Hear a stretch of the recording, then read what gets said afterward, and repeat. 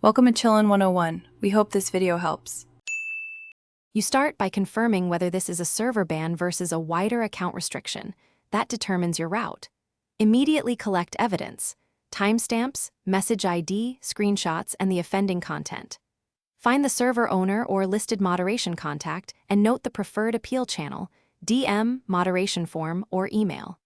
Once done, draft a concise apology and explanation describing intent and context, keeping tone calm. Make sure to save all files, and note, when the ban occurs. Next, you create the appeal itself and submit it through the server's specified route.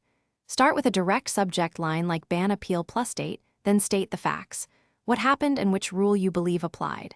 Own any mistakes, explain why it occurred, and list steps you'll take to avoid repetition. Attach screenshots and message ID and keep your message concise, under about 300 words, so moderators can quickly assess. Once submitted, wait respectfully and avoid spamming moderators with follow-ups. Finally, you manage follow-up and potential troubleshooting. If you receive no reply in about 72 hours, send one polite follow-up referencing your original appeal. Patience matters.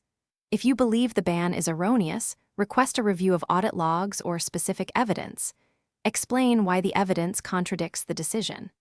If the appeal is denied, accept the decision, use the time to reflect, and prepare to reapply later after demonstrating changed behavior. One troubleshooting tip: preserve all conversation records in